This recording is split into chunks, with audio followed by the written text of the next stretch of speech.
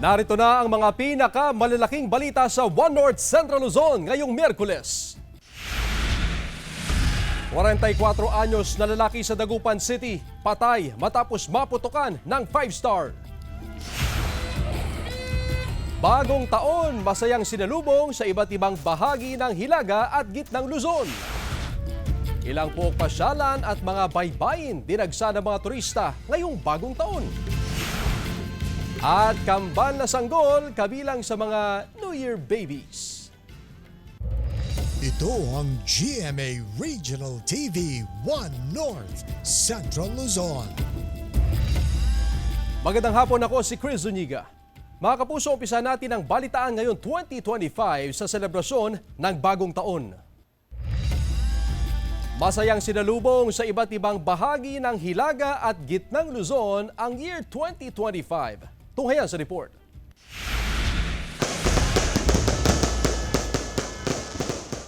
Napuno ng kasiyahan ng pagsalubong sa bagong taon sa iba't ibang bahagi ng Pangasinan. Ilang oras bago ang pagsalubong sa bagong taon, sama-samang dumalo sa New Year's Eve Mass ang ilang Pangasinense sa Lingayen, Pangasinan. Matapos ang misa, nagliwanag ang kalangitan dahil sa napakagandang fireworks display. Salubungin natin ang bagong taon with the hope na ang pagbabago ay maasam lang natin at makakamit lang natin kung ipagpatuloy natin ang pagbibigay ng respeto at pagmamahal sa bawat isa. Ang pamilya Martinez sa Lucao, Dagupan City, animoy may concert. Anli kantahan with matching sayawan ng bawat miyembro ng pamilya. Sa Kalasyaw, Pangasinan, pulang-pula naman ang pamilya Lopez sa pagsalubong ng bagong taon. May pamini games para sa mga miyembro ng pamilya. Pula ang napili nilang kulay na suot ng damit para i-manifest daw ang happiness, prosperity and luck this 2025. Enjoy naman sa pagpapaputok ang pamilyang ito. Tradisyon na raw ng kanilang pamilya ang magpaputok ng 20,000 rounds ng sintron ni Judas. Pero isinaalang-alang pa rin nilang kaligtasan ng pamilya.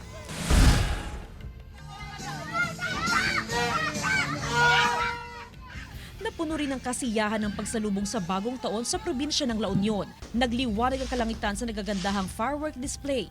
Ang pamilyang ito sa Agoo, La Union, enjoy sa pagsalubong sa bagong taon. Bukod sa pagpapaputok, nag-enjoy rin ng mga chikiting sa sayawan at maging sa iba't ibang laro. Kasama si Ron Alice Taniedo, Jasmine Gabriel Galban, One North Central Luzon. 44 anyos na lalaki sa Dagupan City, patay matapos maputukan ng 5-star kaninang madaling araw. Naka-alerto Jeric Pasilyao. Patay ang isang 44 na taong gulang na lalaki matapos maputukan ng 5-star kaninang madaling araw sa Barangay Bunuan, Gasset, Dagupan City. Ayon sa ilang saksi, gumawa raw ng improvised bombshell ang biktima sa harap ng kanyang nirerentahang bahay. Inihulog daw ng biktima ang 5-star subalit hindi raw agad pumutok. Nang silipin, bigla raw sumabog ang paputok na dahilan para magtamo ng sugat sa ulo ang biktima. Nakita namin si kuya, nagpapaputok. Akala lang po namin nadulas siya. Yung po pala may tama na po pala siya. Nung sinilip niya pa po, bigla pong tumama sa kanya yung paputok dito. Hindi naman po namin alam na naputokan na kaagad. Nangyari raw ang insidente alas 12:20 ng madaling araw na isugod pa sa Region 1 Medical Center ang biktima. Subalit idiniklarang patay pasado alas 3 ng madaling araw dahil sa tinamo nitong skull fracture. Madami siya kasing sinindihan na 5-star. Then yun yung nag-cause ng lacerated wound niya dito sa may occipital area. May kasama din kasing fracture, skull fracture. Siguro na siya, nabagok din. Ang biktima, ang ika-18 biktima ng paputok na isinugod sa R1MC simula nang magtala ang ospital ng firecracker-related injuries simula December 20, 2024. Pinakabatang biktima ang isang 8 taong gulang na lalaki mula sa bayan ng San Fabian na nasa bugan ng Boga noong December 30, 2024. Sa ngayon, mayroon pa rin tayong 2 admission na nandito sa hospital. Sa tala ng ospital, pinakamaraming biktima ng paputok ang isinugod mula sa Dagupan City na mayroong 9 cases, 4 mula sa San Fabian, 2 mula sa San Carlos City at Mangaldan at isa naman ang mula sa bayan ng Mapandan. Mas mababa ang nasabing kaso kumpara sa 34 na naitalang firecracker-related injuries noong nakaraang taon sa R1MC. Kasama si Henry Dominsil, Jeric Pasilyao, One North Central Luzon. Ang pinakahuling tala ukol sa firecracker-related injuries sa Region 1 Medical Center sa Dagupan City, alamin natin sa live report ni Jasmine Gabriel Galban. Jasmine? Chris, as of 5 p.m. ngayong araw, January 1, 2025, kabuuang 18 yung firecracker injuries na naitala dito nga sa Region 1 Medical Center. Ibig sabihin, simula kaninang umaga ay wala nang dumagdag pa doon sa cases na naitala ng Region 1 Medical Center. Out of 18 cases, Chris, ay 3 yung eye injury habang 15 naman yung blast o yung burn without amputations. Yan ay recorded simula noong December 20 hanggang ngayong araw, January 1. As of now, Chris, ay naka-code white pa rin ang Department of Health dahil karaniwan daw na naitatala yung mataas na firecracker injury sa pagitan ng January 1 hanggang January 3. Patuloy ang panawagan ng Department of Health sa ating mga kababayan na iwasan yung paggamit ng paputok, especially yung paggamit noong mga or pagpulot doon sa mga hindi pumutok na paputok na ginamit sa pagsalubong ng bagong taon. Iwasan nga yung pagpulot para syempre makaiwas sa anumang disgrasya. At syempre, Chris, aside doon sa mga firecracker injuries, ay mababa din yung naitala na mga vehicular accidents sa Region 1 Medical Center. Bagay ni pinagpapasalamat syempre ng PNP at maging ng Department of Health dahil ibig sabihin lamang daw niyan ay epektibo yung kanilang kampanya kontra doon sa paggamit ng illegal na paputok at syempre yung kanilang kampanya na iwasan yung pag-inom ng alak kapag sila ay magmamaneho naman, especially sa ating mga motorista. Kaya naman sa ngayon, Chris, naka-code white pa rin Department of Health. Tuloy-tuloy pa rin yung gagawin nilang monitoring hanggang sa January 6 at January 7 and 8, Chris. Maraming salamat, Jasmine Gabriel Galban. Pagdiriwang ng bagong taon sa Region 1, generally peaceful ayon sa PNP. Tutukan sa report.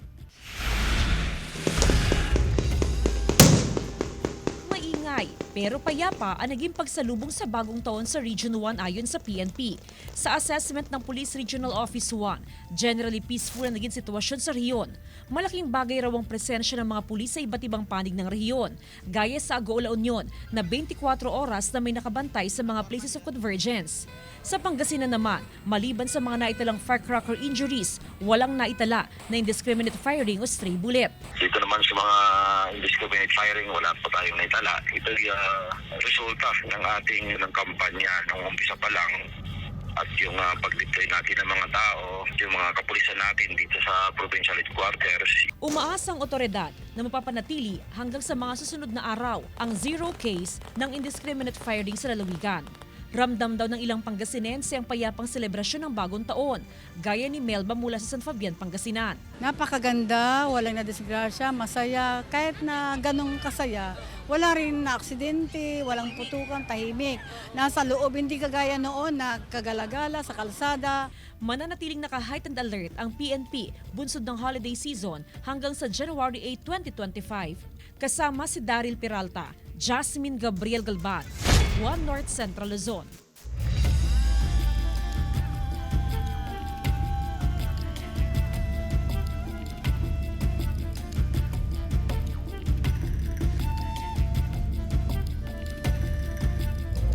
Ito ang GMA Regional TV 1 North Central Luzon.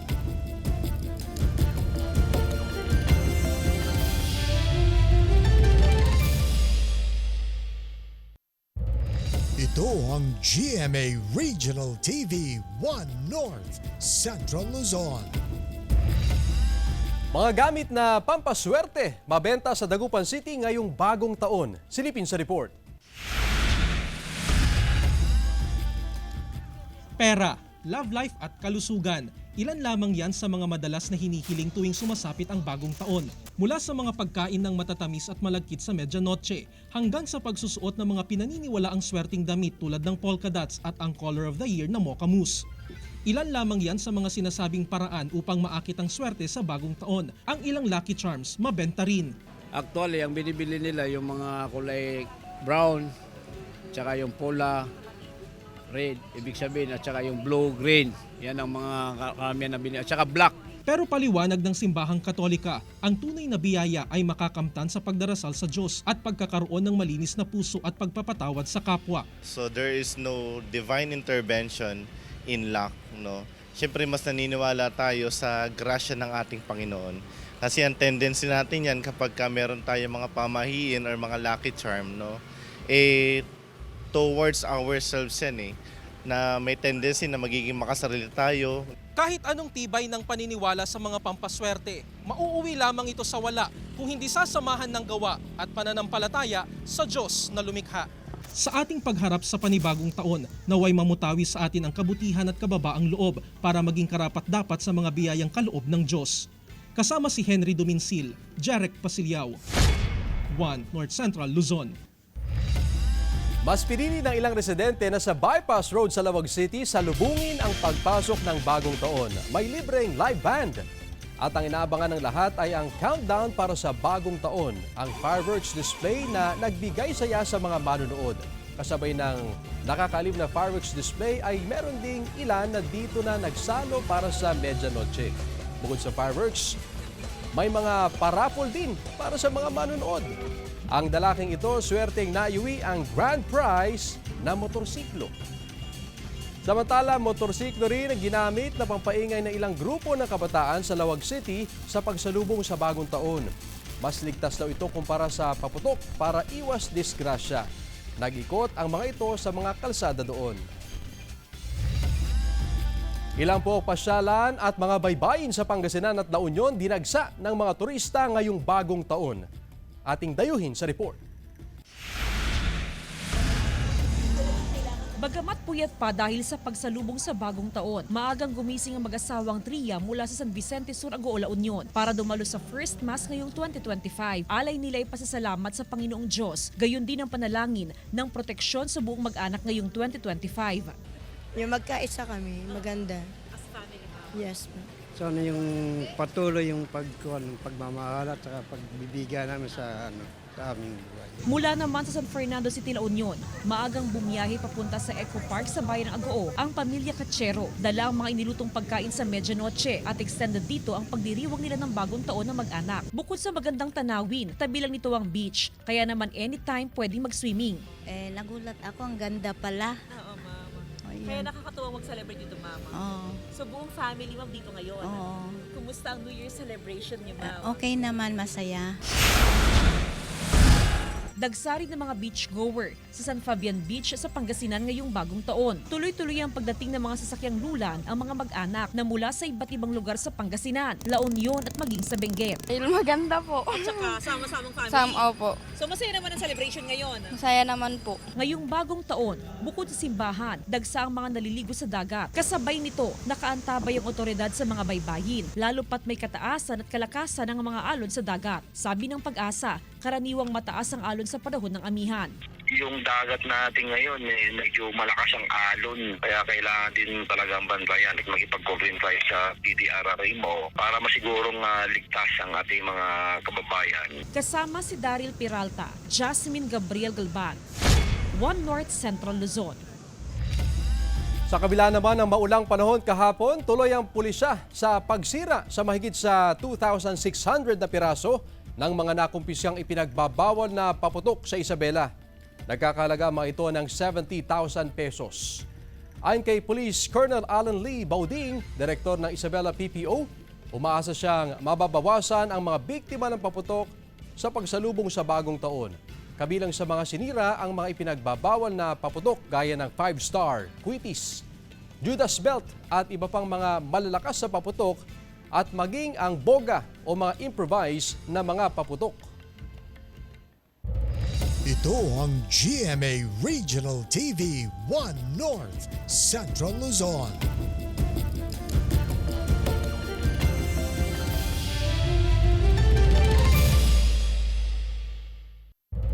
Ito ang GMA Regional TV 1 North Central Luzon. Buwan naman ang good news ngayong 2025 para sa mga gumagamit ng LPG. Epektibo ngayong unang araw ng bagong taon, may bawas presyo sa LPG. 70 sentimo ang rollback sa kada kilo ng LPG. Katumbas yan ng halos 10 piso sa kada 11 kilogram na tangke. Bunso daw ng bawas presyo ang paggalaw ng international contract price ng LPG.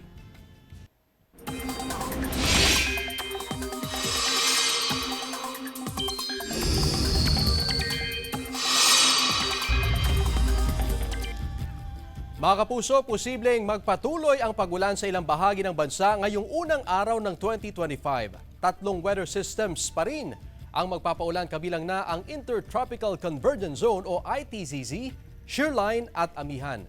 Base sa datos sa Metro Weather, mataas ang tsansa na ulan sa Apayao, Cagayan, Isabela, Quirino, Nueva Vizcaya, Aurora, Pangasinan at Zambales.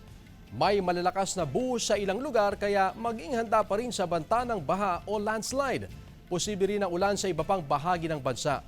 Sa ngayon, wala pang namamataang bagong sama ng panahon o bagyo, pero sabi ng Pag-asa, di inaalis ang tsansang may isang bagyo na posibleng mabuo ngayong January 2025. Patuloy na umantabay sa updates.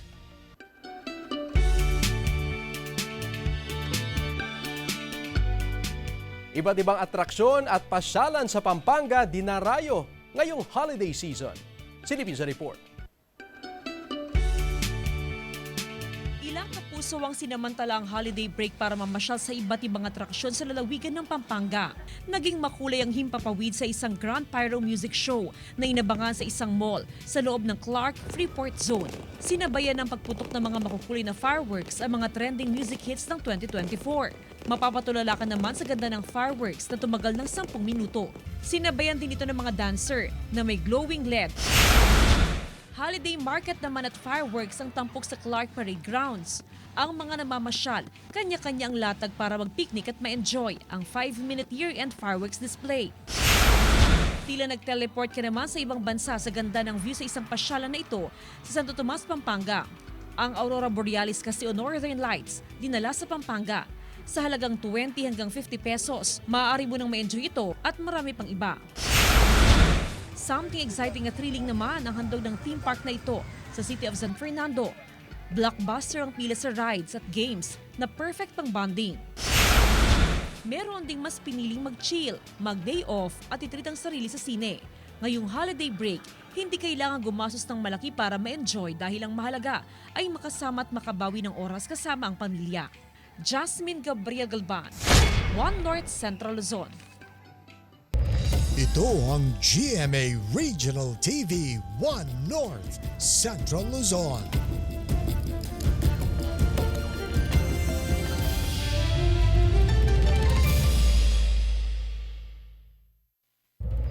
Ito ang GMA Regional TV 1 North Central Luzon. Nadatna ng isang magsasaka na nagpapatubig sa kanyang pananim na mais ang 66 anyos na magsasaka na si Prudencio Abuy ng Barangay Pasil, Paway, Ilocos Norte nang bigla itong bumagsak sa bukid. May electric cable wire na konektado sa water pump ang nakitang malapit sa lugar na binagsakan ng magsasaka. Sa inisyal na investigasyon ng pulisya, posibleng nakuryente ang biktima. Idineklara ng doktor na patay ang biktima at posibleng electrocution o pagkakuryente ang ikinamatay nito. Kapansin-pansin ang pagdami ng mga namamalimos sa Cabanatuan City. Karamihan sa kanila ay mga bata na hindi alintana ang disgrasya sa kalsada at maulang panahon. Tila nakikipagpatintero sila sa mga sasakyan at sumasabay ang mga namamalimos sa madalas na usad-pagong na daloy ng trapiko sa mga pangunahing kalsada sa Cabanatuan City. Malulusog na twin babies ang ipinanganak kaninang umaga sa Region 1 Medical Center sa Dagupan City. Meet Calix and Kaide, ang kambal na New Year babies. Isinilang ang dalawa sa pamamagitan ng cesarean operation. Labis ang tuwa at galak ang naramdaman ngayon ng kanilang 22 anyos na ina na si Nika Rivera sa pagsilang ng kambal. Itinuturing ni Nika na isang napakalaking biyaya na maisilang ang kambal. Ipinapanalangin din niyang lumaking mabuti at may takot sa Diyos ang dalawang sanggol. Samantala ngayong unang araw ng 2025, 4 na New Year babies ang isinilang sa Region 1 Medical Center. Lumaki silang di sakitin, sir.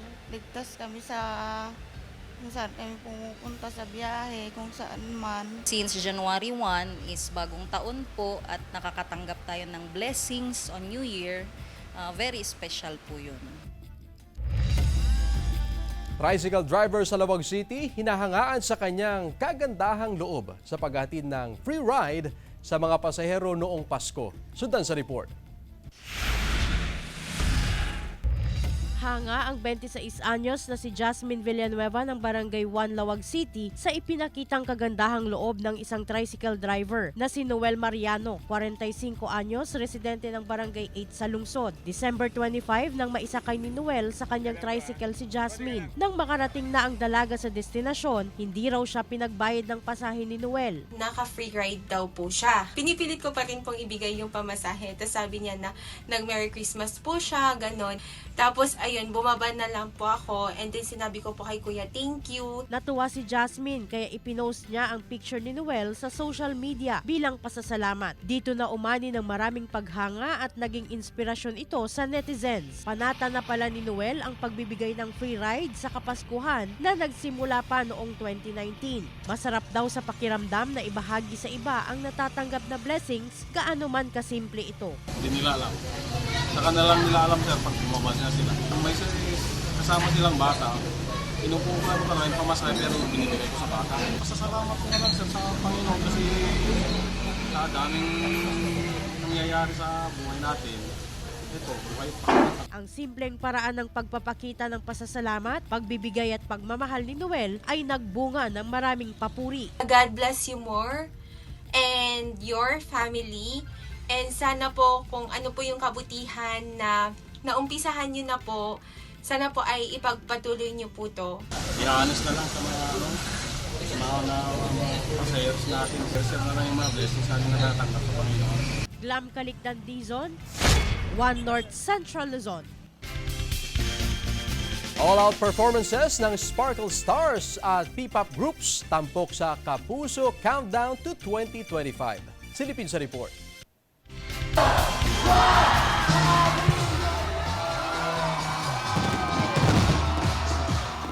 Pagsapit ng alas 12 ng hating gabi, makulay na fireworks display ang dumagdag sa makulay na pagsalubong sa 2025. Hindi nagpatinag ang mga Kapuso Star na si Ruru Madrid, Bianca Umali at Ay de las Alas sa kabila ng pag-ulan. Hindi rin umalis sa kanilang mga pwesto ang mga nagtungo sa GMA Kapuso Countdown to 2025, isa sa puso. Sobrang saya raw ni Ay na first time makasama sa GMA Countdown. I'm so looking forward for 2025 and nakita nyo naman umaambon. So meaning nun, lahat tayo i-bless ni Lord.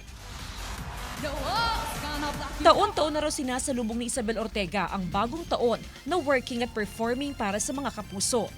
Sobrang nag-enjoy kami and every year talaga ginagawa namin ng point na makaka-celebrate ng New Year with all of our kapuso. Very fulfilling naman para kay MMFF Best Supporting Actor at lolong star Ruru Madrid na nakisaya at nakapag-perform. Makasarap din po sa pakiramdam pala na alam mo yun, you're doing this para po sa mga kapuso natin. What a great year for me. More blessings at work din ang nilulook forward ni Betong Sumaya. More blessings, more shows para patuloy tayo makapagbigay ng happiness sa mga kapuso, di ba? Ilang minuto bago magpalit ng taon, dagdag sa saya at kinang ng Kapuso Countdown ang isa sa mga pinakainabangan na performance ng SB19. Kabilang din sa mga Kapuso Star na nagtanghal ng mga pasabog na performance ay sina Julian San Jose, Raver Cruz, Christian Bautista, Sanya Lopez at Kaylin Alcantara. Jasmine Gabriel Galban, 1 North Central Luzon.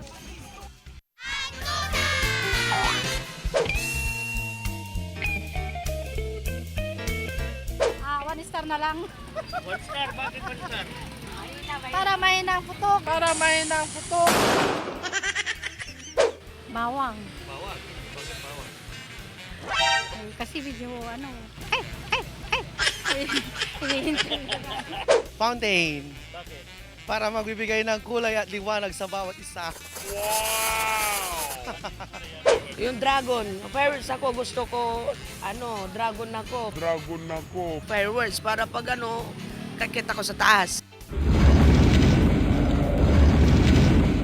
Ay, malakas. Paano yung Mataas. Magandang tignan sa taas. meron